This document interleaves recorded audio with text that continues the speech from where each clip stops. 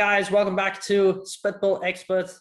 Hey, it's been a minute since we've chatted to each other about life, culture, and all the lovely things of the world. So hey, my name is Dirk. I'm living in Switzerland. I love theology, love to talk about the current events and culture, and love to just spitball in general, just talk about nonsense in life.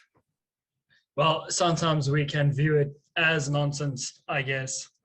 But yeah, anyway. Some things are, it's just one of those. Some things just are. Yeah. Anyway, how's it, guys? My name is Arnold. It's good to be back. So as Dirk said, it's been a while since we've been here, and we are extremely excited to be back. We just took a little bit of a break of having like a season 1. We had a finale with our previous episode that is available on YouTube and everywhere else it is, where we spoke a bit on being a city changer, transforming your city, having a heart for your city, and that is quite great. So excuse me. So today we are starting off a new series, a new season rather, with the topics of today, with the political chats, with the live chats, with just spitballing about everything in general, because we love to just make conversation and then we see where that goes. Just actually sitting, chatting, seeing what happens, and not argument or being argumentative. There we go. It is late in the day. All right. I hope people really enjoy our lovely South African accents, and they are amazing. I mean, English is not our first language, but it's fun to have these conversations in English because you actually have to think about your argument. I think that's the thing that makes the language part so interesting. But yeah, current world events. I mean, the world is a crazy place. If something is not, if a group is not burning stuff down in the US, then we are fighting about COVID passports, and I mean, the world is really the world has always been crazy, right? Let's get that straight. I think the degree of crazy has changed. Exactly. I think we went. There's no one time period where you can go, oh, that was the best time period. I know that our parents that come from like the hippie era, they want to knock that down and hone into that and have the right that they will never admit it though. But I mean, they think they had the best era, but I don't know if we should thank them for STDs and all of that and illegitimate children. I mean, wonderful time period, wonderful. But isn't that just like with every single time period? Every single time period thinks they are the best. I mean, remember when we were just getting into high school, we thought we were going to be the best senior year, the best matric group of all time. But every single year thought that. I mean, up until now, it's like, 2021 matrics are the best. And it's for those who don't understand what a matric is, that is people that senior in their last school of high school. There last we go. Last year of high school, which so it's basically your 18-year-old before you start off with your university. But I mean, that is just everything in the world. Everyone just wants to constantly say, no, I am the best, and then we're like, no, you suck, and then no, I am the best, and then it's just we have a competitive spirit. That's good. That's good. I think it keeps us competitive. I really do think that that what you see through these ages and through each time period, and I guess that is what makes 2021 so interesting, is that we have a pretty big historical event taking place. I mean, up to now, there was certain things that happened, was cool, but we are with COVID being really global and affecting poor, rich, doesn't matter who you are. It really comes to the point where everyone's affected by it, and it really has an enormous effect on history and also how we will reach the future. So I think there's a couple of things we can talk about today. Yeah. And I think it's very interesting. So I think before we start with the hardcore stuff like critical race theory or the Chauvin trial, so the guy who allegedly killed George Floyd. Well, he was found guilty. Well, he was apparently found guilty. Yeah, so on all the accounts. So that is quite interesting. Which also has a very interesting response to Christians. But I think let's start out light today. Let's not jump straight into the heavy stuff. I read an article in The Student. It's a publication in South Africa. It's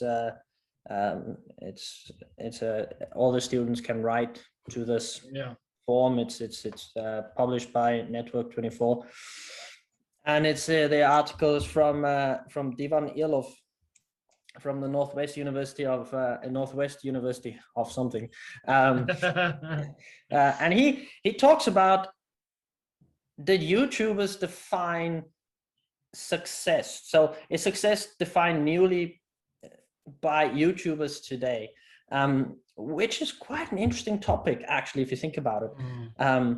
YouTube being such a critical, or it became such an integral part of our lives, our daily lives. We see how these guys deal with things, how they make videos, how they share their lives. I mean, now we're going into the whole social media métier and what that has to do with us. But I just found the article so interesting. Like, it does change our perspective on success. I think they did change it in quite a significant way.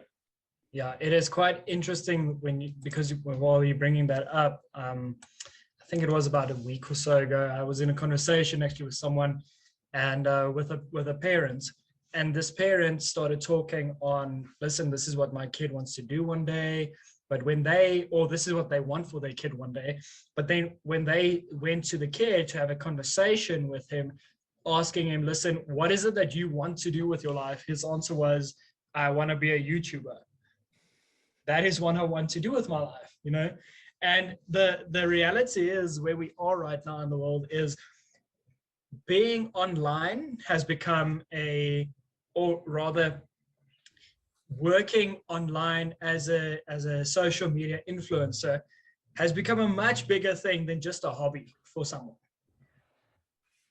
It's crazy how rich some people get by posting a few photos of themselves and playing on Twitch and stuff like that. It's crazy. It's really crazy. I mean, look at us. We are having a conversation from two continents over. It's quite narcissistic in a sense. Like, we're having this conversation and thinking, yeah, people should tune in and listen to our podcast, which you should do, because I think we do have a point. Well, if they're already listening, then invite someone, because you clearly are listening. So invite. Exactly. Them. Anyway, it's just a South African side coming out now. and I think what's so interesting about this is this guy obviously tries to define success for us in our time and in our period, which is important, because I think each generation should define success for itself. But I think YouTube has, obviously we can talk long and hard about the negative aspects of YouTube, which I think there's a great argument for it, or social media in that sense. What I find interesting is the opportunities that YouTube gives, or social media, in a sense. Like, I think YouTube is probably a little bit different. And then there's another topic we have to talk about, is tech companies and the type of censor they have over people, which is also quite interesting. Elon Musk. I mean, if you look at Twitter, I mean, Donald Trump was banned from Twitter. Are they allowed to do that? Are they allowed to ban one guy and let other thoughts another guy through? Like, that has, I think, conflicting for me, that has conflicting thoughts in there. And as a Christian, navigating this world of what is success, how do we find this define success? By the way, I also have a teenager in my group. He looked at his mom and asked him, why do you even go to work? Why don't you just become a YouTube star? Great mind. Good question. It just shows where we are at the moment. Norms. It's breaking the norms and the ideals of, I have to become a doctor or an engineer or a dentist or a psychologist or something like that. You know, I can become who I want to become now. I can find a different way. Which is exciting in a sense. In a sense, yes. But here's the thing. I mean, when you look at, for example, YouTube, right now, and this is quite sad because this is something from years ago and it's still relevant today. The most searched term on the Yahoo search engine and the Bing search engine is Google. Okay. The second most searched term right now is YouTube. You have your you have your Google, which is your main search engine, which helps you to find any piece of information in the world. But your second highest or your second most searched search engine, or your second biggest search engine, is YouTube, which tells me that if you are the second biggest search engine in the world and you are just behind Google, how much time and effort and energy and commitment is there not just towards YouTube? Because you can make money on YouTube, you can become an internet sensation, even if you are just a random guy or a girl like we had here in South Africa, well, in Africa, in Namibia, this random girl riding her bicycle, riding it right into a rugby post and her mom swearing. That became an internet sensation, Marilise, and that was an internet sensation. And because of that, people are starting like, well, now I'm connecting with people in Namibia, now I'm connecting with people in America, now I'm connecting with people in Fiji for some reason, just through YouTube. I mean, I had a conversation. That's ridiculous. I had a conversation this morning with a guy that I'm journeying with a bit, and he streams, or he plays online gaming on, I think it's Steam or something like that. And he says that this is great because he's an introvert, so he enjoys playing games at home. But he knows there's a calling on his life for more than just that. So what he does now is I don't want to say evangelizes, he shares his life, his stories, what's happening in his life as a Christian with these 2 or 3 people that he is gaming with. Yeah. And I mean, isn't that, let's say YouTube, let's say Twitch, let's say any social media presence, shouldn't that become a bigger focus maybe for us as well? It's a thought. It's a valuable thing. I think this is a conversation I had with the Mars, my wife, and she duly pointed out that social media in itself, or YouTube, changed the way we even interact with each other. Just by driving the train, going places, you have your phone with you. I mean, that is a walking computer. That's computer in your pocket, basically. But from Fortune Lords, I don't know how great the statistics are, but I think it quite correlates to some stuff that I heard, and just some quick facts and numbers on YouTube. For example, YouTube has like 30 million visitors per day. Yeah, that's possible. That's ridiculous, you know. It has 300 hours of video content uploaded to every minute. That is a lot of content. I mean, we will be in the YouTube section. I mean, the algorithm will not be great to us on our videos, but it's a different story for a different day. But if you look at it, I mean, 300 hours of video, that's an overload of information. I mean, most people prefer YouTube now over live cable TV or satellite TV for that matter. I mean, it's ridiculous. If you look at gender, female users are 38%, male users are 62%. I've heard a higher statistic on that once, but it's YouTube is quite male dominated by watching it. Like users are more male. But let's be honest, it's because most men, and I think you and I both fall into that category, is we throw away instruction manual and we are then like, how do I assemble this? How do I fix this? I'm just putting it out there anyway. but that's positive things about YouTube again. And I think this is what makes it so crazy. No one cares who you are on YouTube. I mean, people watch you and go, okay, I need a manual. So I put in how to, okay, I did this. So because we made our own beer, we just tapped into YouTube how to make your own beer and Exactly. watched a 30-minute video of a dude I do not know from a bar of soap.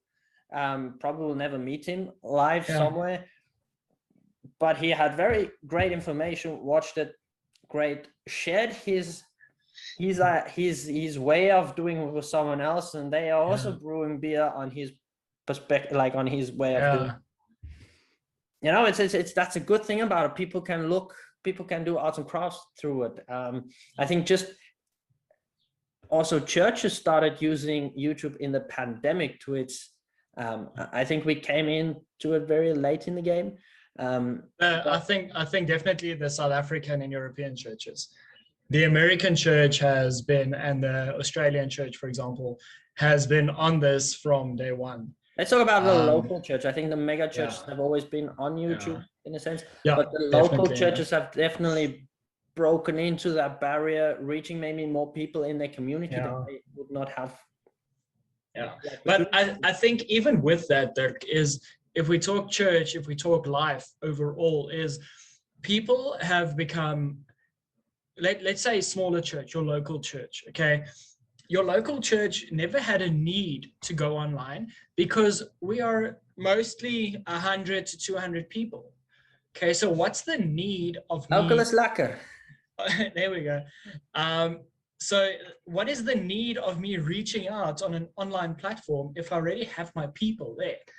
Where your bigger churches, your mainstream churches already thought that it's not just about what's local. We are called to the four corners of the earth. Okay. Now YouTube, exactly. Now YouTube does that exactly. It takes us from here to there, basically. It takes us from, I can now access someone who is in Switzerland, for example, and you can access someone that is in Scotland, and you can access someone from Scotland to Australia just by a simple click of a button. Okay. Now we all know this. We all know the whole technological age. We all know YouTube and what it's done, and it's crazy and it's great and it's magnificent. But even in the business sector, I mean, people are starting to get so creative with Microsoft Teams where it comes to working that your screen is monitored by your boss about are you busy typing? Are you working? And this is all just through the internet experience, how people are starting to this is just funny, how they are taping their USB mouse to a fan with a piece of wood. And while the fan is turning, their mouse is also turning, which makes it look like they're working. Anyway. People are creative. Let's put that, no matter what you give people, there would always be someone that has to make the system. But that is exactly my point. And the same thing came out of YouTube. The same thing comes out of any internet platform, is people get creative with the way of doing life. YouTube has become a side hustle. I mean, I saw the other day. It's a valid job at the moment. I think it went from a side hustle to being someone's job. Like, you can be an influencer. Don't ask me what they are influencing. They are influencing me to buy nonsense. Society. Yeah, and society. Stuff and definitely influence society. But that's let's talk about Kardashians for a minute. Massive influence on society. No idea why. Can someone tell me what was their contribution to society, except of reshaping the idea of femininity? I think bringing fashion to a certain level, having and reality TV star, whatever that means. Which I think the problem with that, Dirk, is we saw how many people were influenced by that because they got entertained by a family's problems. And I think that is more what they influence, is they just showed the world who their family is. And then people saw, okay, well, they are just as screwed up as I am. They are just as messed up. I mean, their family doesn't want to be together anyway, but still here they are. And these are the choices they make, and then throw a sex tape in between all of that, and then you get. Yeah, that brings me to another point. I mean, we talk I mean, at the moment, the world is talking about woman objectification, how the men are bad and objectifying women, and that is just a toxic masculinity. But I do not see that posting yourself naked on social media or following that trend. And I know this has to do with my worldview, going from the point that I do have a biblical worldview in that sense, a Judeo-Christian worldview, and which puts women in a different bracket for me, of what God expects of a woman, how a woman should be in the light of Christ. But if you look at, is fame really worth it to sell your body for it? Is that like the modern age of prostitution? In that's a big sense of the word. If you look at sites like OnlyFans, I only learned about this the other day. That's why you should really keep in contact with youth.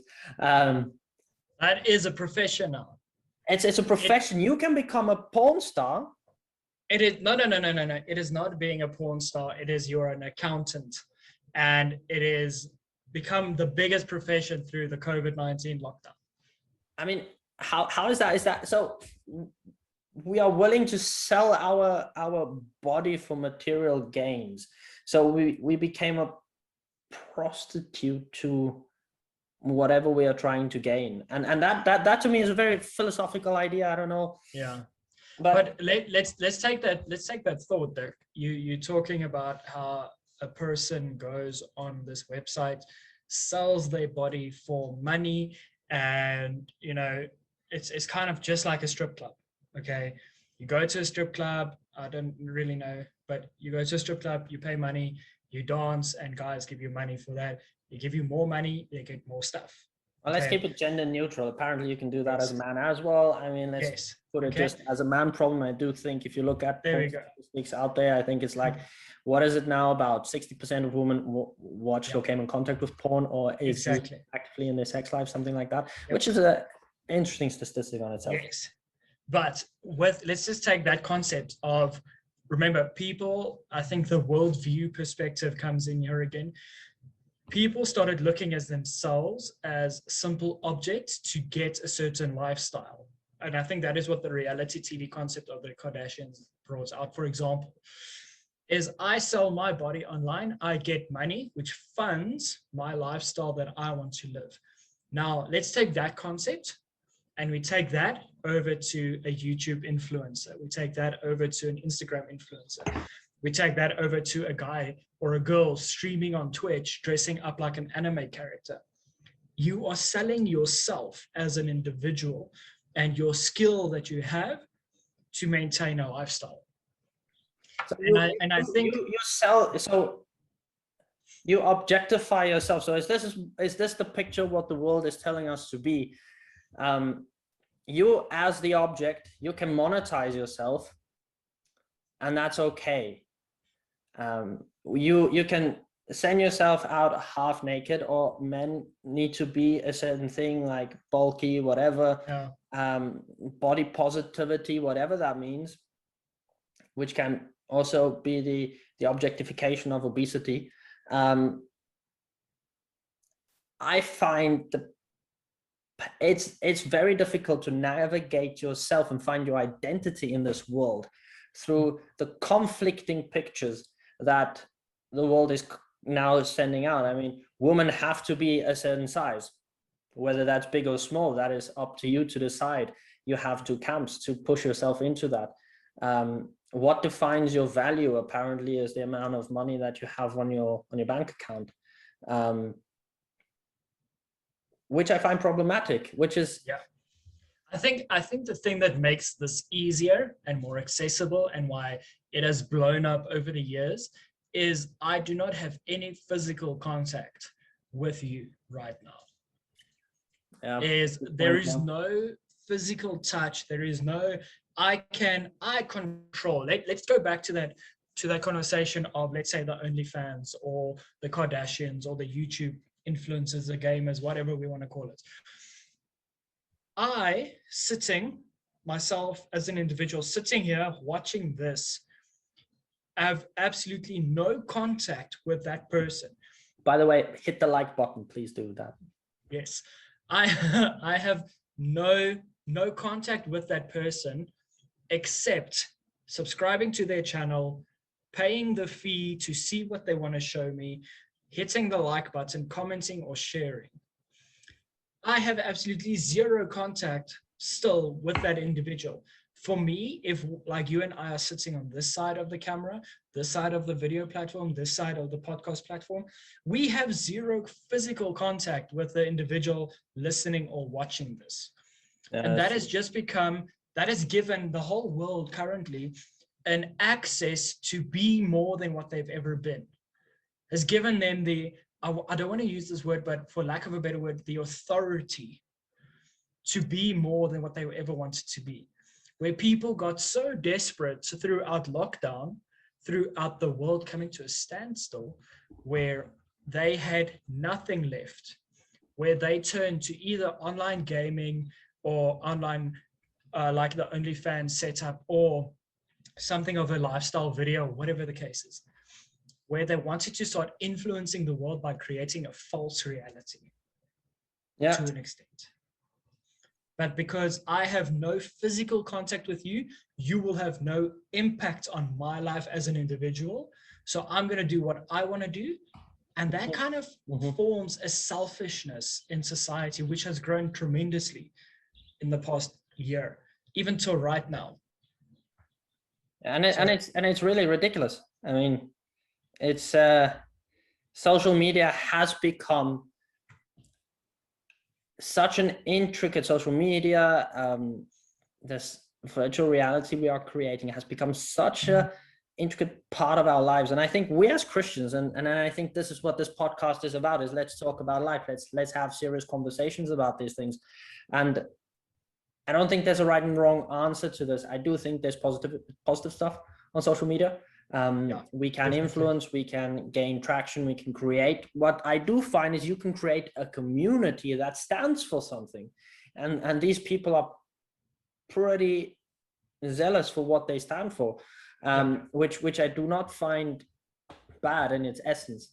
And I think we as Christians, we can navigate through it. I think there's dangers, and I think we should really also find the balance between, hey, what is it that we want to achieve with social media? Do we really want to engage with people online to get them offline, to have relationships with them so that one can be in this discipleship journey? And I think that is the cool thing about it. That is what it can be. That is what it can be. And let's just for a moment, let's look at, I think you know The Chosen, the TV series. Yeah. Hey, that's brilliant. Exactly. And that is also, that gives us the other side of what YouTube can be, what social media can be. I mean, that gives us the other side of seeing how a world is being impacted by, let's say, just a different way of using that platform. However, there is a difference, once again, with the individual who is running the platform, either wants to give or wants to get. Unfortunately, you don't find many platforms or many individuals or many people in that sense that want to both give something meaningful and also get something from that individual. It's either I want to give or get. Exactly. And unfortunately, it circles back to this whole thing of selfishness, of people being selfish because they want to monetize themselves on YouTube. So they are willing to get the 1,000 or the 1,000 hours or the 4,000 subscribers or whatever it is, or get the blue tick on their names just so that they are able to say, I am getting acceptance. I am getting love to an extent. I am getting money for and I think these things. That is crazy. But look, before I still quickly think we need to talk about tech companies and their reach into our lives. I think and it's the world today. I think look, if you look at the whole thing around online presence, I think it's good, but we need to manage it because it's a beast.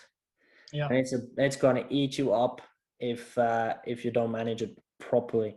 But once again, it's about two things: about prioritizing, and it's about what's the second thing now? Prioritizing is late in the day. Prioritizing and finding your responsibility is what are you called for and what are you going to prioritize right now? Yeah, that's true, and I think that I do think social media causes us to only share the greatness of our lives, the quick, awesome snippets, not the difficult things. Because hey, who's going to follow that, right? I have a difficult, depressed time. I mean, if you think about Facebook when it came out, the people that always shared their feelings, maybe, or their real raw feelings, people unfollowed them really quickly. Didn't want to have anything to do with that. It's taking away I go onto social media to rewind what do you call it, to unwind, thank you, rewind. Yes. To unwind, to relax, and which is fair enough. I do think it changed our perspective on mental health, which we are also going to cover later on in the series. And I think social media plays a big role in our mental ability to navigate through the world. But anyway, tech companies and their reach into our society or in our lives. I mean, look, the big controversy the last couple of months, Elon Musk goes, hey,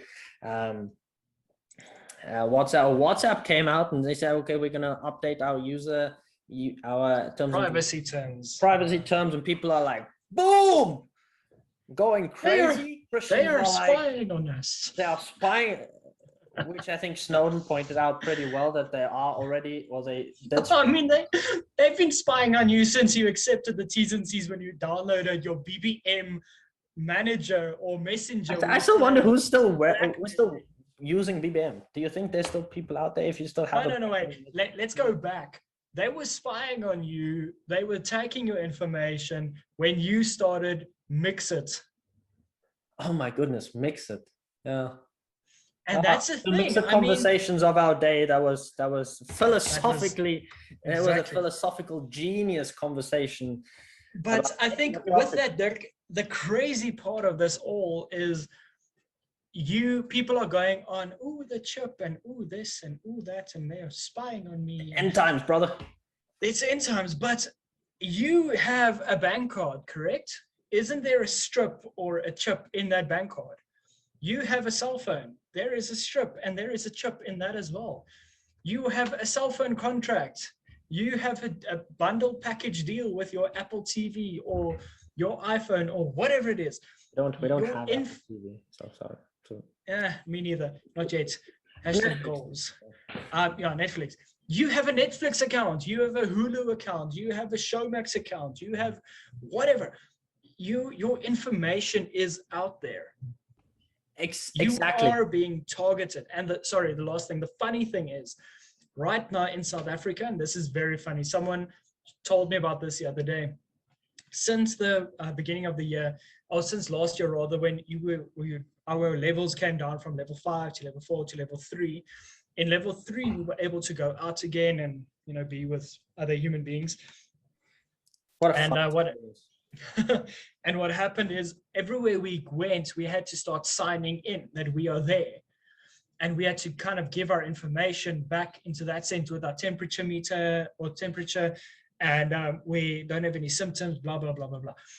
And the whole thing behind that was, and this gentleman told me this 3-4 weeks ago, have I noticed how many extra SMSs or messages I've been getting from companies in my area or companies all around?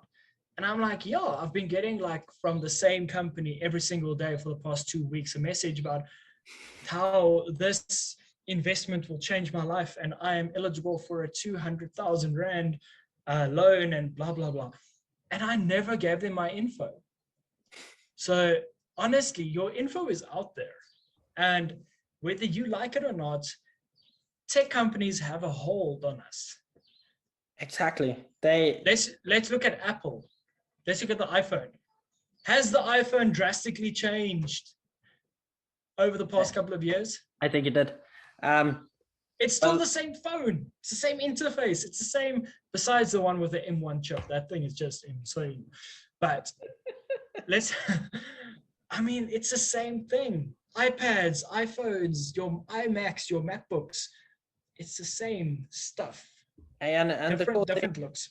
The cool thing in all of this is there's a big Q&A on the Christian Post on tech censorship and stuff like that. If you are interested on that, it's by Jerry Boyer. Great article to read.